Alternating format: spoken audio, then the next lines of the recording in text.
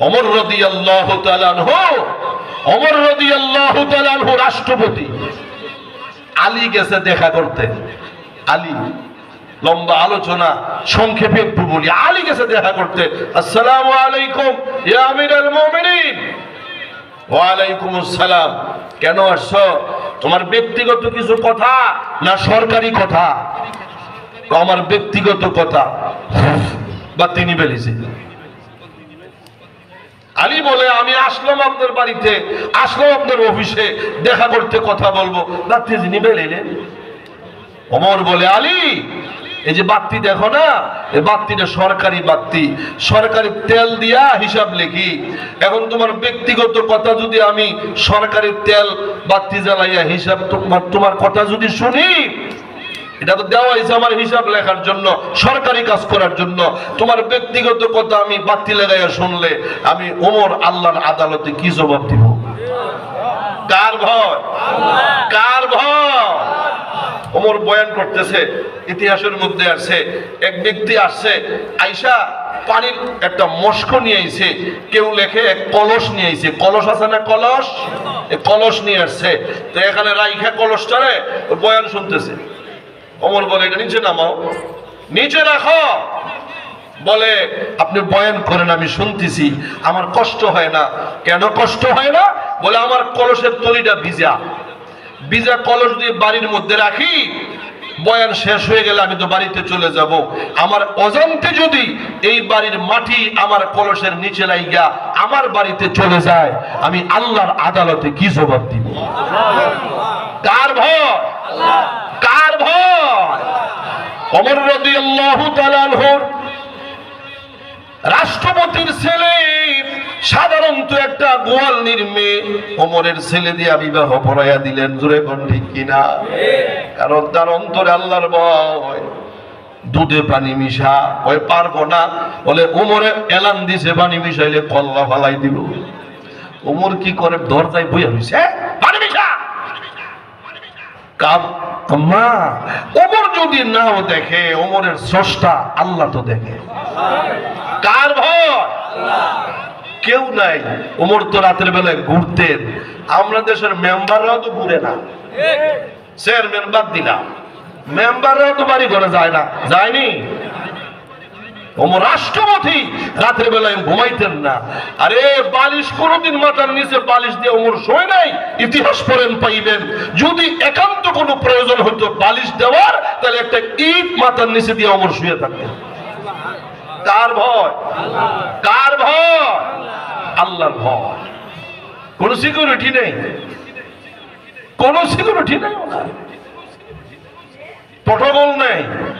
আমরা দেশের এমপি আইলে সামনে পিছনে, আরে বাবা রে বাবা, কত প্রটোকল। জোরে কোন ঠিক কিনা? লম্বা কথা বলার সময় নাই, খুব খেয়াল করে শুনি। কার ভয় অন্তরে ফিট করতে হবে? আল্লাহর ভয় থাকলে মানুষ নামাজ ছাড়া ঘুমাইতে পারে না। আল্লাহর ভয় থাকলে ফজর নামাজ কাজা করতে পারে না। কারণ তার সারাক্ষণ শুধু ফিকির, চিন্তা থাকবে। আরে কোন সময় মসজিদের মধ্যে সালাতু খায়রুম মিনান নাওম ইন্তজারে থাকে। আল্লাহর কিছু বান্দা আছে, ফজর আযান তো অনেক দেরির কথা, 3:30 বাজার পর আর বিছানায় পিঠ লাগায় না। আসেনি এমন আল্লাহর বান্দা? 3:30 বাজার পর রাতের বেলা, রাত 3:30 বাজলে আর ঘুমায় না, যায় না মালটা বিছাইয়া। আল্লাহর বান্দায় চোখের পানি ছেড়ে দিয়া এমন ভাবে আল্লাহর দরবারে কান্নাকানি করে, মাবুদ আমার মতো গুনাহগার কেউ নাই, আমার মতো অপরাধী কেউ নেই। আয় আল্লাহ, আমার গুনার খবর যদি মানুষে জানতো, আমার মহল্লায় জায়গা দিত না। আমার গুনার খবর যদি আমার এলাকার মানুষে জানতো, আমার এলাকায় জায়গা দিত না। আল্লাহ তুমি আমার গুনাহগুলি ডাইকা রাখছো, আল্লাহ আমার গুনাহগুলি তুমি ডাইকা রাখছো। আয় আল্লাহ আমারে মাফ করে দাও, আল্লাহ আমারে মাফ করে দাও, আল্লাহ আমারে মাফ করে দাও। বান্দা যখন চোখের পানি ছেড়ে দেয়, মান বাকাত মিন খশিয়াতিল্লাহ হারামাল্লাহু আলান নার। পয়গম্বর বলেন, যেই চোখে আল্লাহর ভয় পানি চলে আসে, ওই চোখে আল্লাহ জাহান্নামের আগুন হারাম কইরা দেয়। কার ভয়? আল্লাহ পাকের ভয় এক নম্বর। মুমিন হতে চলে, মুমিন হইতে চাইলে আল্লাহকে ভয় করা লাগবে। আল্লাহর ভয় ছাড়া মুমিন হওয়া যায় না, জোরে বল ঠিক কিনা? দুই নম্বর আমল হলো ভাইরা আমার, তিলাওয়াতে কোরআন। বেশি বেশি কোরআন শরীফ পড়বেন। বেশি পড়তে না পারলে দৈনিক এক পাতা পড়বেন, এক পৃষ্ঠা পড়বেন। তাও যদি পড়তে না পারেন আধা পৃষ্ঠা পড়বেন। প্রতিদিন কোরআনদারে একটু বুকে নেন, একটু চুমু খান, কোরআনদারে একটু বুকে নেন। কত ফ্যামিলি, কত বাড়ি, কত ঘর, কত বিল্ডিং আছে, কোরআন যে তাকের মধ্যে রাখছে 1 বছর হয়ে গেছে। আবার রমজান কবে আসবে সে অপেক্ষায় আছে, জোরে কোন ঠিক কিনা? হাতে পায়ে ধরে বলে যায়, কোরআন যেই ঘরে তেলাওয়াত হয় ওই ঘরের মধ্যে রহমত নাজিল হয়, জোরে কোন ঠিক কিনা? ভাইরা আমার, আল্লাহর কালামটা তো এমন কালাম যেই ঘরের অভাব অনটন যায় না, শুধু অভাব লাইগাই থাকে। ছেলে কামাই করে, মেয়ে কামাই করে, নিজেও কামাই করে, অভাব অনটন যায় না। পয়গম্বর বলেন, তুমি সূরা ওয়াকিয়া তেলাওয়াত করো। মান কারা সূরাতুল ওয়াকিয়া ফি কুল্লি লাইলাতিন লাম তুসিবহু ফাকাতুন আবাদা। পয়গম্বর বলেন, যেই ঘরের মধ্যে সূরা ওয়াকিয়া প্রতি রাতে তেলাওয়াত করে ওই ঘরে কোনোদিন অভাব অনটন আল্লাহ দিবে না। নবীজি কোনো মিথ্যা কথা বলছে? আপনার আওয়াজে বোঝা যায় তো মাঝে মাঝে কইছে। আমার নবী জীবনে কোনোদিন মিথ্যা কথা কইছে? আর আবু জাহেল নিজে কয় মুহাম্মদ মিথ্যা কথা কয় না, সুবহানাল্লাহ কয়। এক গ্রুপ আবু জাহেলের কাছে গেছে, তুমি যে এলাকার সর্দারি করো? বলে হ্যাঁ। এটা সত্য কথা জানতে আইছি, বলবা? বলো। মুহাম্মদ যে নবী দাবি করে এটা কি সত্য? কারে কয়? ঘুমাই গেছেন কেমন? অসুবিধা হইতেছে? অসুবিধা হইলে আমার লেগে সুবিধা।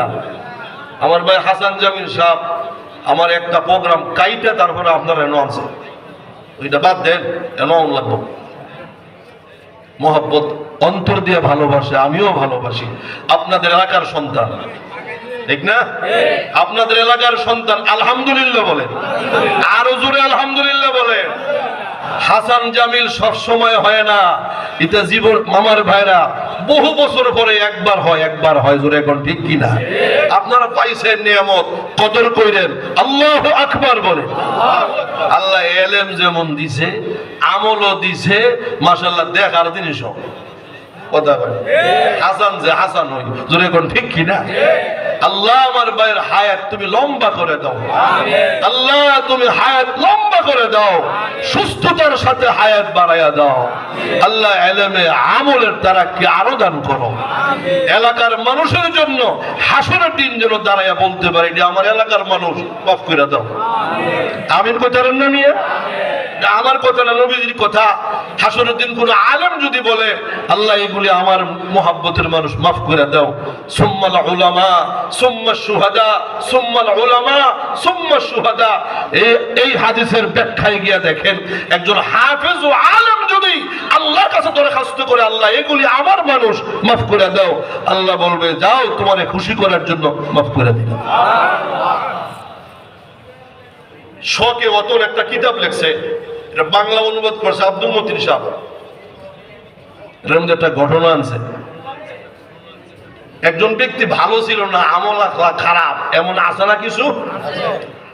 মহল্লার মধ্যে কিছু আছে না, হ্যাঁ আতঙ্কে সবাই এলাকার মধ্যে আতঙ্ক হয়ে থাকে, আসেনি এমন কিছু? খুব খারাপ, ভালো মানুষ না, সন্ত্রাসী, খারাপ, রাস্তা দিয়ে হাইটে গেলে মানুষ ভয় পায়, এমন মানুষ আসেনি? হ্যাঁ মারা গেছে, মারা যাওয়ার পরে দাফন করছে নিয়ে কবরস্থান। দাফনের পরে রাতের বেলা ইমাম সাহেব স্বপ্ন দেখে হ্যাঁ একটা বাগানে, ফুলের বাগানে বইয়া খুব আরামে মুস্কি হাসি হাসতেছে। হুজুরে জিগায় তো আমল বালা ছিল না, কামনা করলো কি এতে বালা জায়গা পাইলিছে স্বপ্নে, বাস্তবে না স্বপ্নে? কথা কয় না। আবার কিন্তু ফেস লাগাইবেন সকালবেলা হুজুরে কইছে বাস্তবে দেখছে না, স্বপ্নে। মানুষের স্বপ্ন দেখে না। তো জিজ্ঞাসা করে তুমি যে এত আরামে এসে বই রইলে দুনিয়াতে ভালো কাজ তো চোখে জীবনও করো নাই, ভালো কাজ তুমি সামনে দেখাও করো নাই, তো এত সুন্দর অবস্থা আছে কবরের মধ্যে আরামে আসো, কারণটা কি? কেমনে হইলো? কেমনে পাইছা? কেমনে পাইছি? আমার কবরের পাশে একজন আল্লাহর বান্দা, একজন আলেমকে দাফন করা হয়েছে। এই আলেমের উসিলায় আশেপাশে 40টা কবর আযাব আল্লাহ মাফ করে দিয়েছে। একটা আমার বাগে আমি পাইছি। দুনিয়াতে মৌলবীরে গালাগালি কম করছি না রে, আজকে একসাথে কবরটা হওয়ার কারণে আল্লাহ আমার মাফ করে দিছে। দুনিয়াতে যদি আল্লাহ আমার ফাড়াইতো, আবার সারা জীবন ওলামায়ে কেরামের জুতার বোঝা বহন করতাম। হাসান জামিল সাহেব আপনাদের এলাকার সন্তান, আল্লাহ আমার বাইডার লম্বা হায়াত দান করো, আমিন কর। আসছে যেহেতু কয়েকটা কথা বলিয়ে দেওয়া যায়, অসুবিধা হইব? আর আপনারা অসুবিধা হইলে আমার লাগে সুবিধা, তাড়াতাড়ি মাইক ছেড়ে দেবো, ধরে ঠিক কিনা? তো 5টা কথা আমার শেষ করতে হইব। 1 নম্বর গেছে আল্লাহর ভয়, 2 নম্বর তিলাওয়াতে কোরআন। কোরআন শরীফ পড়বেন তো? রাজি আছেন তো ইনশাআল্লাহ? কোরআন শরীফ পড়বেন তো ইনশাআল্লাহ? আরে কোরআন পড়তে পারে না আল্লাহর এক বান্দা, এই কোরআন শরীফ রাতের বেলা হাতে লইয়া ये अल्लाह का कलाम है, ये साच है, ये अल्लाह का कलाम है, ये साच है, এমন করতো। এই লোক মারা গেছে, ইন্তেকালের পর তাকে দাফন করা হয়েছে। দাফন করার পরে যে ব্যক্তি দাফন করতে গেছে তার জরুরি কিছু কাগজপত্র কবরে পড়ে গেছে। ওলামায়ে কেরামের কাছে মাসআলা জিজ্ঞেস করছে, আমার কিছু জরুরি কাগজপত্র কবরে পড়ে গেছে, কেমনে আনা? কই এখনো তো লাশ নষ্ট হয় নাই, মাথার সামনে দিয়ে একটু মাটির ফাঁক কইরা আপনি কাগজগুলা নিয়ে আসেন। আল্লাহর বান্দা যখন গেছে, মাটিগুলি একটু দূর করছে, ভিতর থেকে মেশক আম্বরা গ্রাম বের হইতেছে। আল্লাহর বান্দা সুগ্রাণ পায়া আস্তে করে কবরটা যখন একটু ফাঁক করিয়া, বাঁশের মাছা যখন একটু ফাঁক করছে, তাকায় দেখে পুরা কবরের চতুর্দিকটা ফুল দিয়া ডেকোরেশন করা। অল্প সময়ের মধ্যে এমন সুন্দর কবর আল্লাহ বানাই দিলেন। আল্লাহর বান্দার কৌতূহল জাগলো, তার বাড়িতে যাই। দেওরাইয়া তার বাড়িতে গেছে, তার বিবির কাছে জিজ্ঞেস করে, মা কি আমলের দ্বারাই কবরের মধ্যে এমন ব্যবস্থা, আমি জানতে চাই আপনার স্বামী কি আমল করত? বলে আমার স্বামী সরল সোজা মানুষ, কৃষি কাজ করত, একেবারে সরল সোজা, কোরআন পড়তে পারে নাই, কোরআন পড়তে পারে নাই, কোরআন পড়তে পারে নাই। তবে রাতের বেলায় 3টা 3:30 বাজলে আমি দেখতাম ওই তাকের মধ্যে থেকে, ওই তাক থেকে একটা পুরান কোরআন নামাইয়া আমার স্বামী আঙ্গুলটা ঘুরাইতো আর বলতো, ये अल्लाह का कलाम है, ये साच है, ये अल्लाह का कलाम है, ये साच है। এমন করিয়া করিয়া রাত্রটা কাটাইতো আর চোখের পানি ফালাইতো। আল্লাহর বান্দা উনি বলে, আমার বুঝে আসছে কোরআনের এই আমলের কারণে আল্লাহ তার কবরটা ফুল দিয়া ডেকোরেশন কইরা দিছে। হে আল্লাহর বান্দা, বুঝার জন্য বলে যাই, কোরআনকে যদি আঙ্গুল এভাবে ঘুরাইলে, যদি এমন আল্লাহ তার সাথে আচরণ করে, কোরআন যারা পড়ে তার সাথে কেমন আচরণ করবে? আল্লাহু আকবার। আর যারা কোরআন বেগুনা মাসুম বাচ্চারা, আপনাদের মাদ্রাসায় কোরআন পড়ায়নি, কথা হয় না? মাদ্রাসার তালিম বলেলেন, আপনি তো ঘুমান, রাতের 3:30 4টার পরে আর কোন ছাত্র ঘুমায় না। ঘুম থেকে উঠা ওযু কইরা তাহাজ্জুদের নামাজ পড়া আল্লাহর কালামটা নিয়ে তেলাওয়াতে বসে যায়, ঠিক কিনা? আল্লাহর কালাম নিয়ে বসে যায়। পয়গম্বর বলেন, তাআলি বলেন, এরা এত দামি, এত দামি, এত দামি, এরা রাস্তা দিয়ে হাইটা গেলে পায়ের নিচে ফেরেশতারা নূরের পর বিছায়া দেয়। পিঁপড়া তার জন্য দোয়া করে, উড়ন্ত পাখিরা তার জন্য দোয়া করে। হাদিসটা যদিও আমলের জন্য বলে যাই, হাদিসটা যদিও সনদের দিক থেকে দুর্বল। আন্নাল আলেমা ওয়াল মুতাআল্লিমা ইযা মাররা আলা কবরিহি, পয়গম্বর বলেন কোন তালিবুল ইলম মাদ্রাসার কোন আলেম যদি কবরের পাশে দিয়ে হাইটা যায়, আল্লাহ তার কদমের বরকতে 40 দিন পর্যন্ত কবর আযাব মাফ করে দেয়।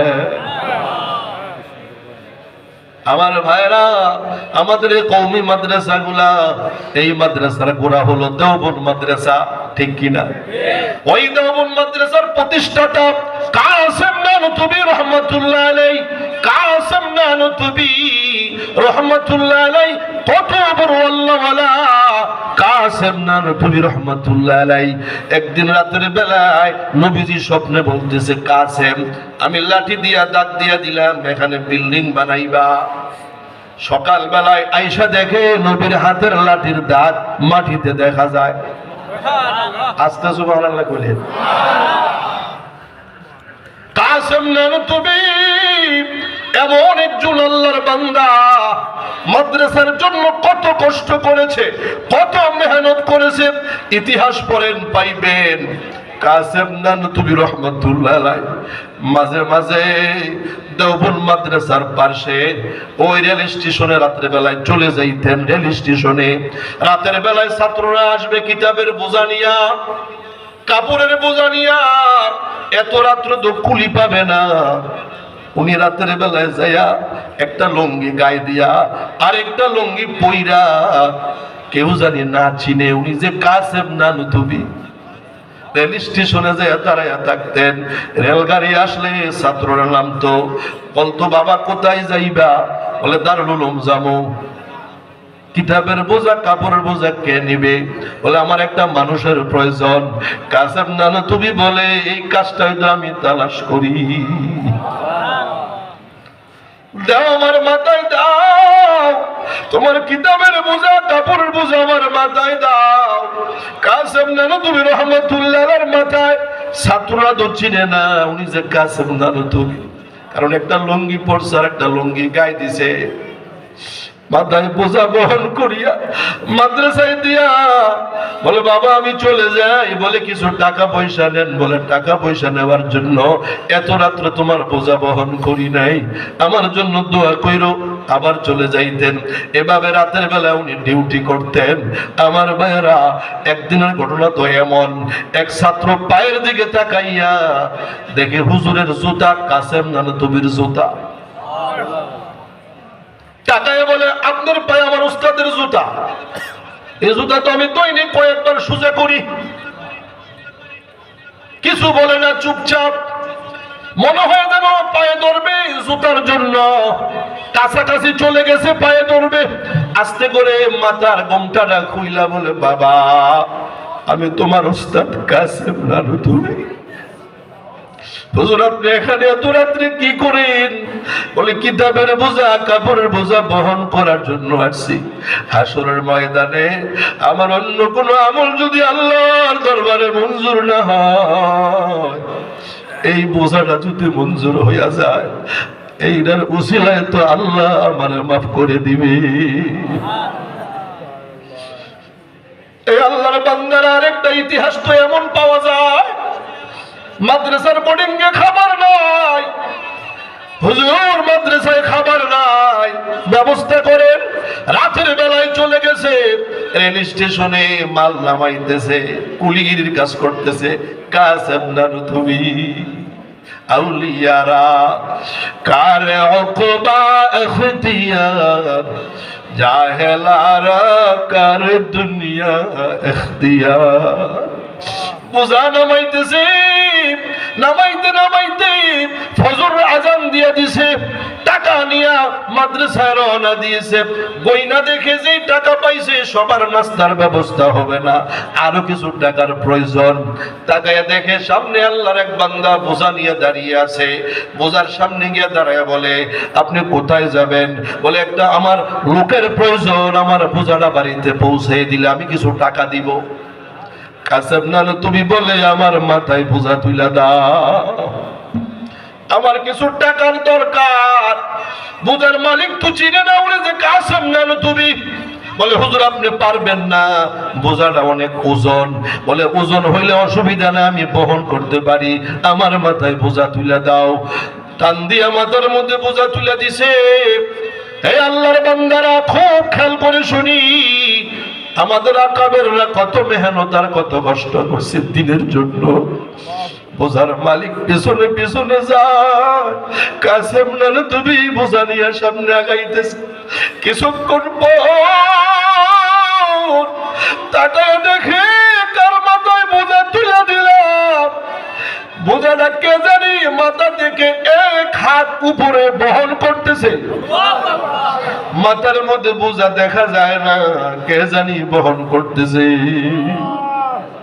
সামনে গিয়া দাঁড়াইছে, হুজুর আমি আপনারে চিনি নাই, আমার মাথায় বোঝা দেন, আমি আর আপনার মাথায় বোঝা দিব না। কত টাকার দরকার আপনি নিয়ে যান।